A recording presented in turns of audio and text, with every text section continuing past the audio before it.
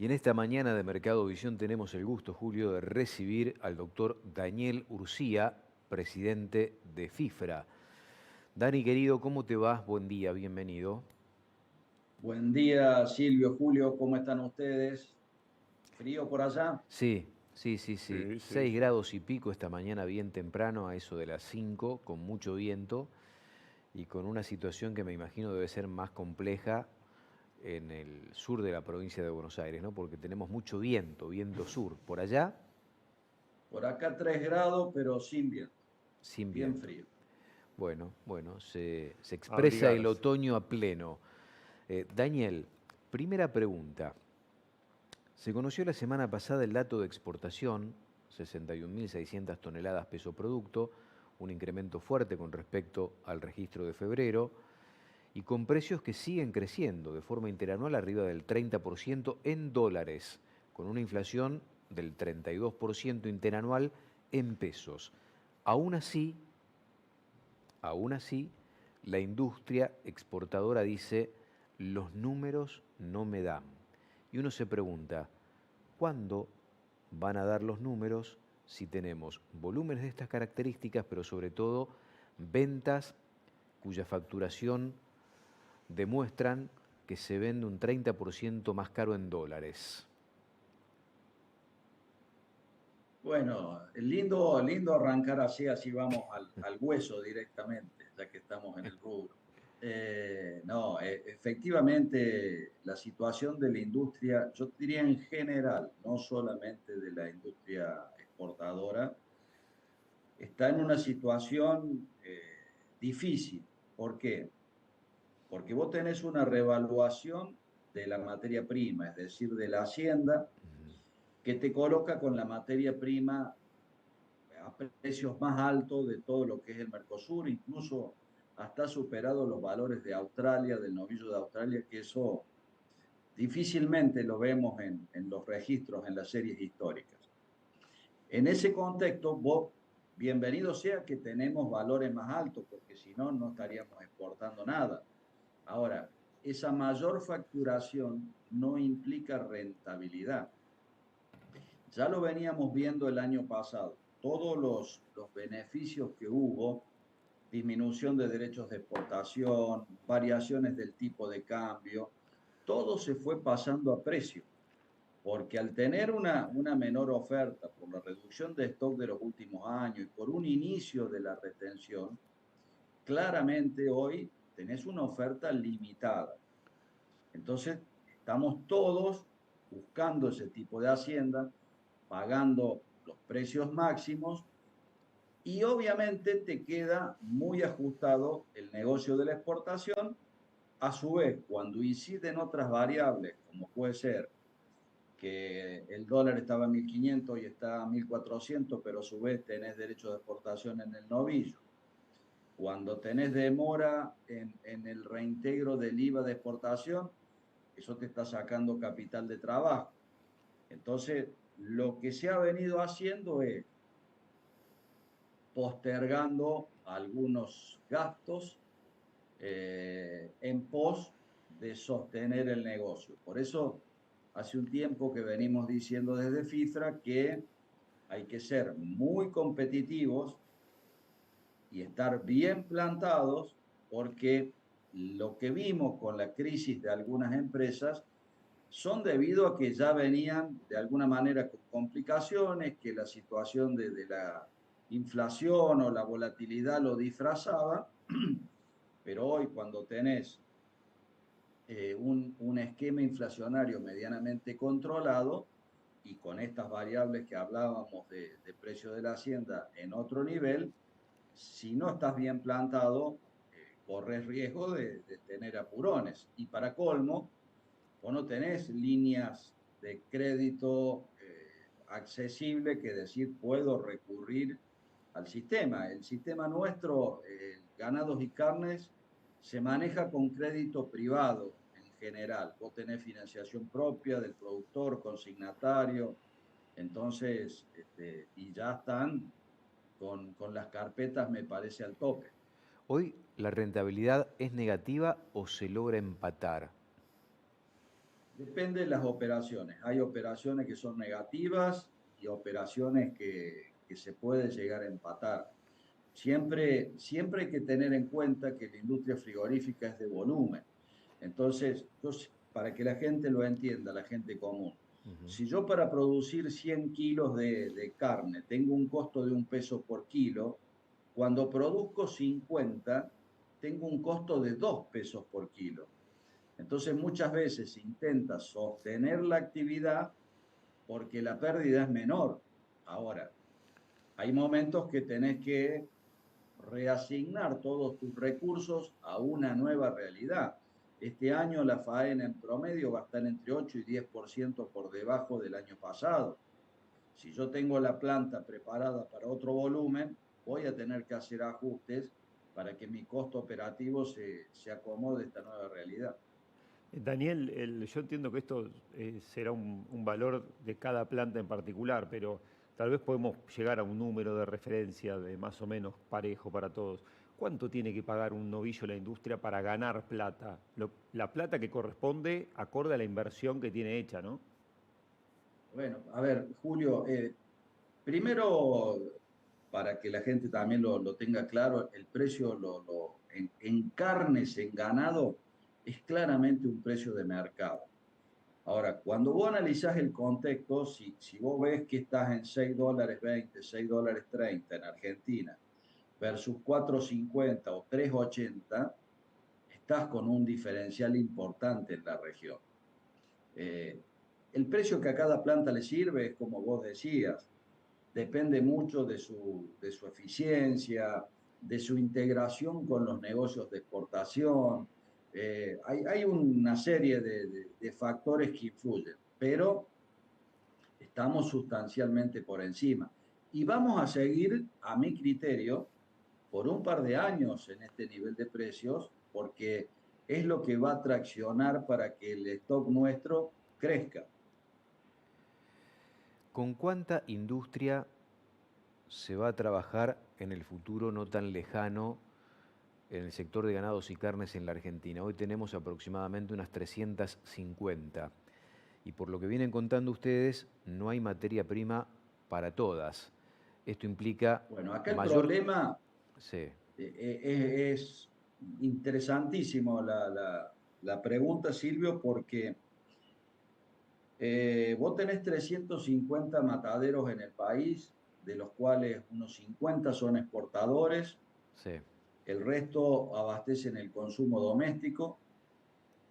Entre lo grande y lo muy chico tenés una franja de 100, 100, no llega a 150 frigoríficos, que a mi criterio es el sector crítico en esta realidad.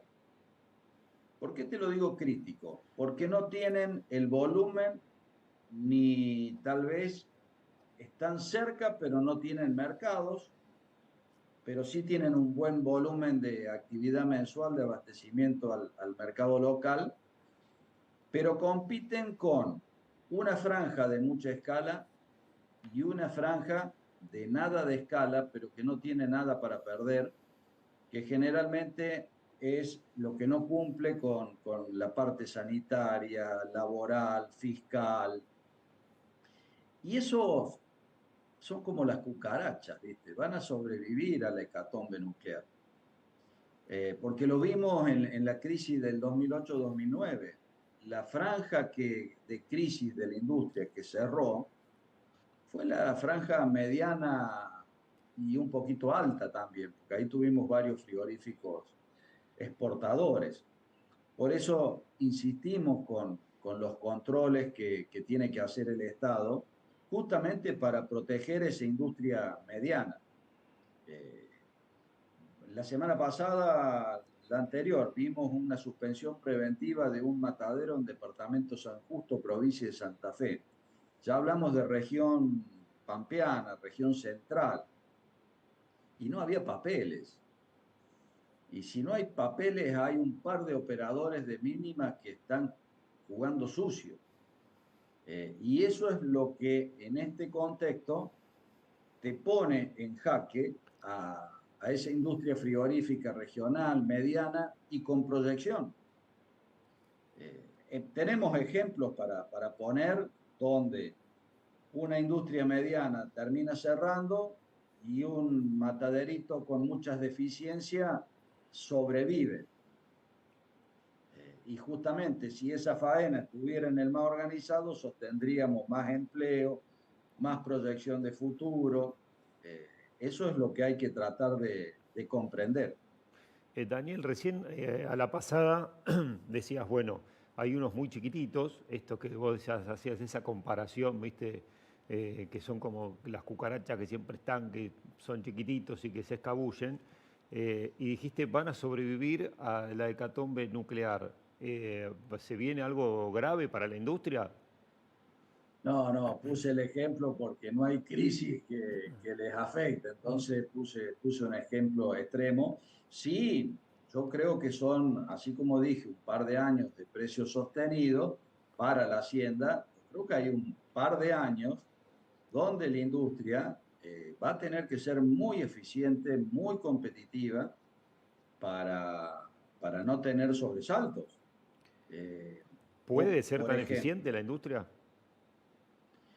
tenés sectores eficientes y tenés otro que quedó demostrado que no lo eran tantos. Entonces, el cambio de reglas de juego, de salir de una inflación al 200%, de estabilidad de precios y demás, los agarró mal parados, porque la inflación lo que te hace, te va licuando y bueno, vos entre con un manejo financiero y todo, podés ir disimulando alguna ineficiencia operativa que tengas. Entonces, cuando eso deja de suceder, te encontrás que estás en problemas serios, que me parece que fueron las causas de lo que hemos visto. Ahora empieza otro proceso. Yo vengo trabajando bien, es decir, siendo eficiente, tengo una estructura, pero voy a tener menor volumen de actividad. Me acomodo a esa realidad o si la pateo para adelante, en un momento se arma una bola que va a ser muy difícil de solucionar. Dani, a propósito de esto, algunos especialistas sostienen que este año se va a faenar 12,5 millones de cabezas, 1 millón menos que el año pasado. Eso significa mucho menos materia prima, enorme caída en el volumen de la materia prima para la industria. Teniendo en cuenta que ya la industria viene con capacidad ociosa, ¿cómo puede pegar esto? ¿Cuántos frigoríficos, si es que lo tienen mensurado, más o menos hablado, si se confirma esta caída en estos niveles de faena, van a tener que dejar de funcionar de estos 350? No, a ver, arrojar una cifra exacta, Silvio, sería apresurado porque no conocemos la situación individual de cada una de las plantas. Yo creo que hoy lo que tienen que hacer las plantas es reorganizar sus esfuerzos, sus tareas a la forma más eficiente, o reduciendo días de faena, o reduciendo algún ¿Ya turno. está pasando eso? Sí, sí, eso se viene viendo ya yo te diría que desde comienzo de año. Vos fíjate que cuando vos lo medís por actividad, marzo tuvimos una actividad muy similar a enero, con la misma cantidad de días hábiles, pero estuvimos ese 8% por debajo de la actividad 2025. Sí. Entonces, esa proyección de disminuir 1 millón de cabezas está en ese porcentual. Por supuesto que no pega homogéneamente en todos los operadores. O vas a tener operadores que sientan más esta disminución de faena que otros. Y esa será una realidad diferente en esos casos. Dani, ¿tenés algún dato de cómo le está yendo la delegación argentina en Estados Unidos? Sobre todo porque hay mucho privado tratando de usufructuar esa cuota de 80.000 toneladas que ahora tiene Argentina para venderle sin aranceles a los Estados Unidos. Bueno, hoy empiezan las actividades en Filadelfia. Efectivamente, fue una delegación numerosa, más de 15 empresas, con muchas expectativas. Se van a visitar 3 ciudades, Filadelfia, Chicago y Los Ángeles.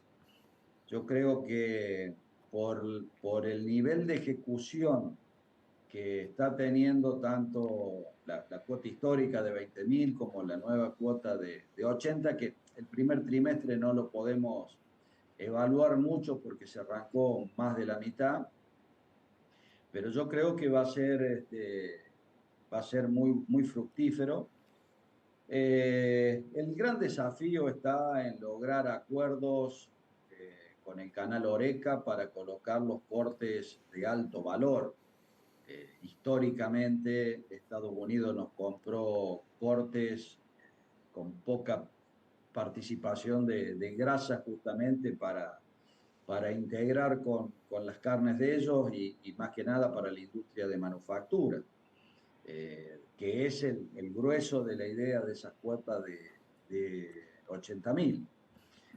Yo creo que tanto la nueva cuota de 80.000 con Estados Unidos como el inicio del acuerdo UE-Mercosur, que operativamente me parece que va a ser un poquito más allá del 1 de mayo, más allá de los beneficios arancelarios, son los que le dan horizonte de futuro al mercado de calidad. China es un mercado importante, un mercado de volumen, nos dio ese volumen, pero justamente en un producto que no es el de máximo valor. Canalizamos la vaca, hicimos volumen, pero el gran desafío para la producción de ganado de Argentina es producir novillos. Y es un poco lo que hemos venido estancado en lo que va del siglo. A partir de la semana que viene empieza el acuerdo Unión Europea-Mercosur. La carne tiene un papelito ahí para jugar y todavía conocemos de que hay disputa entre los miembros del Mercosur para ver cómo se reparten esas 99.000 toneladas res con hueso, que serán poco más de 60.000 pesos producto, que se van a ir cuotificando hasta el 2030. ¿Se sabe algo, trascendió algo de las negociaciones, teniendo en cuenta que ya el negocio empieza a funcionar a partir de la semana que viene? Mira, hay algunas incertidumbres por definir. Claramente, al menos desde nuestra parte, tenemos claro que cesan los aranceles para lo que sería cuota Hilton. Cesan en una época del año donde la cuota está prácticamente ejecutada. Sí. Es decir, que va a ser un beneficio, pero que no lo vas a aprovechar en las 28.000 y pico toneladas, sino que será un remanente. Que ese arancel de diferencial no te queda directamente, sino que hay que negociarlo con el importador, porque obviamente él dice, bueno, el arancel es de ingreso, entonces mío, y nosotros le decimos, no, va a precio, dependerá de oferta y demanda. Por otro lado, el comienzo de la cuota UE-Mercosur, que como vos dijiste, las 60 y pico mil toneladas empiezan en un lapso de 5 años, es decir, no tenés todo de entrada, y eso se va a repartir entre el 55% de enfriado y el resto de congelado, donde aparentemente va a ser primero llegado a Europa, primero servido de manera común al Mercosur. No hubo acuerdo entonces entre los países. No, se sigue conversando, pero hasta donde la información que tengo, no hay un mecanismo de distribución interno en Mercosur. Vos acordate que esto se había acordado allá por el 2004, 2005, pero obviamente hubo cambios y hay países que han planteado su disidencia a esa metodología. Con lo cual y bueno, Brasil lo va a llevar puesto. Habrá que resolverlo, ¿viste? Claro. Yo creo que nos agarra bien plantados para rápidamente hacer esa cuota y tratar de usar esos beneficios arancelarios. Y en el 2004 Brasil no era la potencia ganadera que es hoy, ¿no? No. Pasaron 20 años y se transformó en una topadora Brasil. Sí, yo Es pude hablar con impresionante. el presidente del Senaxa paraguayo hace 15 días y él decía, sabemos que no vamos a alcanzar un reparto equitativo de acuerdo al volumen asignado entre los 4 países del Mercosur. Ya lo sabemos. Nos llama la atención de que todavía, sabiendo eso desde el Paraguay, me imagino que lo mismo desde Uruguay, por una cuestión de capacidad productiva, no se haya llegado a un acuerdo. Me imagino que, me lo imagino, y en esta imaginación que yo expongo, te lo pregunto también, que la gran pelea está entre Brasil y Argentina. A ver, todos los países pujan por un poquito más de lo que por ahí los números te podrían determinar. Si mal no recuerdo, el acuerdo original era 41, 28, 21 y 7. No sé si me da los 100 ese 41 número, para pero quién, para eran números. Argentina. 41 Brasil, Brasil. 28, 29 Argentina, 21 Uruguay, 7 Paraguay. Y ahí no hay acuerdo. Digo porque en algún momento se pensó en un reparto similar a lo equitativo que tiene la Hilton, que son 45.000 toneladas, y Argentina tiene el gran volumen de toda la región. De esas 45 tiene 30. Por eso yo pensaba que el 41 era para Argentina y no para Brasil. Siguiendo, No, lo que persiguiendo. pasa, después tenés que negociar. Yo te hablé de 55, sí, 55 para cortes enfriados Sí, y el resto para los congelados. Entonces, no debiera ser la misma fórmula en uno y otro. Argentina es mucho más fuerte en enfriado, claro. Brasil es más fuerte en congelado. Yo creo que andando se van a acomodar los melones, me parece. Entonces, con un inicio de ejecución, se va a llegar a un acuerdo. Convengamos que a los países o al sector privado de los países también le conviene que haya una definición para de esa manera aprovechar mejor los beneficios, Sí. programar la producción. Entonces, más temprano que tarde, y no creo que pase de agosto, septiembre, el acuerdo va a estar realizado. Abrazo grande, Dani. ¿Te quedaba alguna Sí, pregunta? me queda una Cortita. pregunta muy cortita que te saca un poquito de esto, pero tiene tanto que ver con la industria. Vos venís siguiendo seguramente que en muchas localidades, por el tema de mal estado de caminos, muchos productores se han juntado para reclamar por el tema tasa vial. Que a ustedes, entiendo que la industria no paga tasa vial, pero sí les perjudica mucho cuando no puede cargar el productor su novillo y mandárselo a la industria, ¿no? Genera 2 semanas consecutivas, le genera un faltante a la industria de Hacienda que el productor no puede enviar. ¿Puede la industria participar activamente junto a productores en el reclamo por caminos? Sé que no tiene nada que ver con la charla, pero te lo transmito No, pero como eso, una Julio, inquietud. a ver, indirectamente participamos, porque en todas las mesas que tenemos, mesa de la carne, en las distintas reuniones que participamos, hay un acompañamiento. Eh, cada provincia tiene su tratamiento específico. Yo, qué sé yo, en el caso de Córdoba, básicamente todo el impuesto inmobiliario va a mejorar caminos y las entidades de la producción de alguna manera administran eso. Entonces, por ahí la realidad es mucho más cercana y la solución también. En otras provincias eso no ocurre y por eso nos encontramos con los problemas que vemos. Pero claramente que apoyamos en este contexto, no económicamente seguro, pero el reclamo sí, obviamente, porque lo sufrimos. Abrazo grande, Daniel. Gracias por compartir este momento en la mañana del lunes.